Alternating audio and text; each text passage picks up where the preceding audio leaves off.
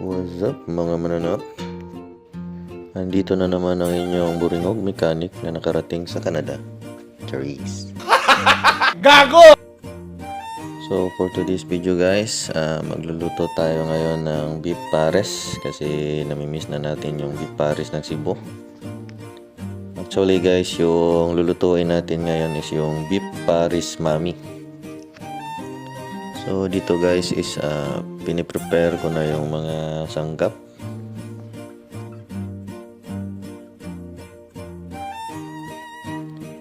Ito naman yung beef natin na nabili sa Freshland guys.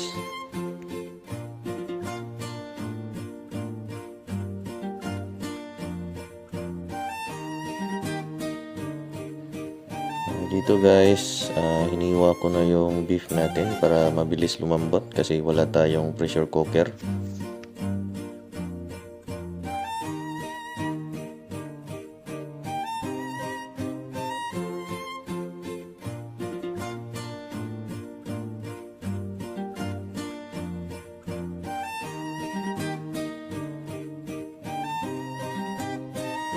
At dito na nga guys, lulutuin na natin yung beef pares natin. So una kong nilagay yung mga bawang at sibuyas.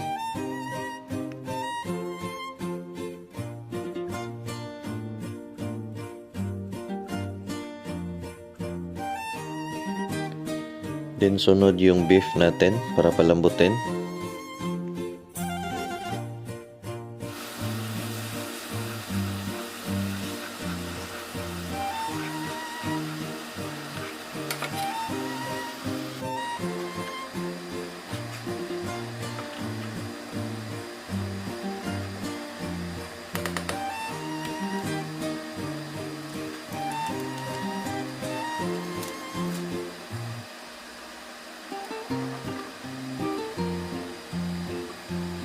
So dito guys, sunod naman natin lagay yung iba pang mga sangkap tulad ng toyo, star anise, tsaka asukal, asin, MSG at tsaka paminta.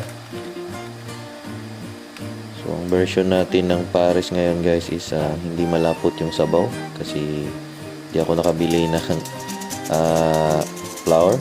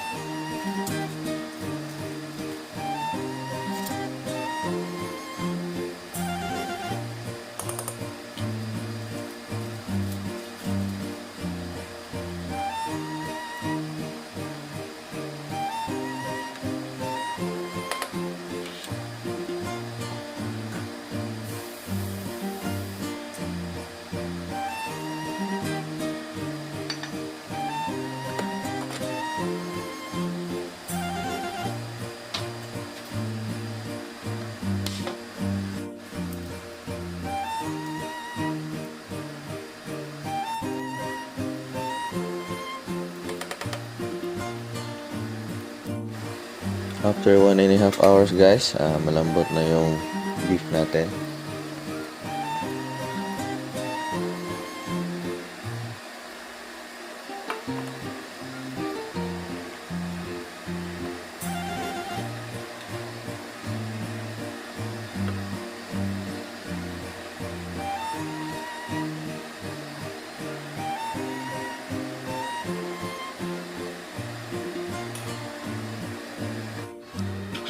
Dito guys, ilalagay na natin yung mga huling sangkap natin.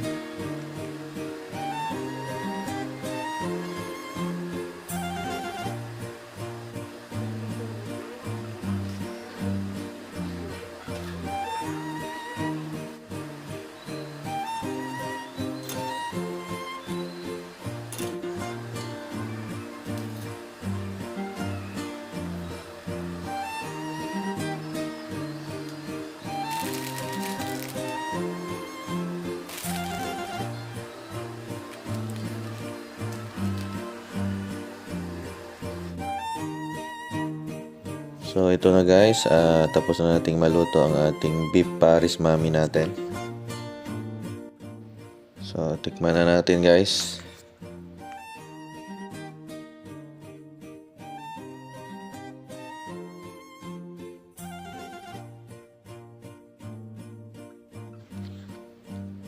All goods guys, kuhang-kuha naman natin yung lasa ng parisan sa Cebu.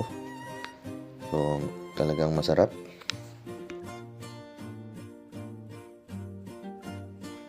Nahimasmasan tayo ng konti sa hangover natin kagabi.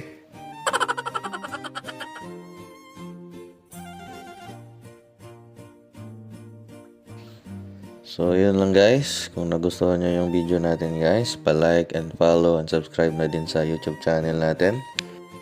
Kita-kits tayo sa susunod na video guys. Peace out.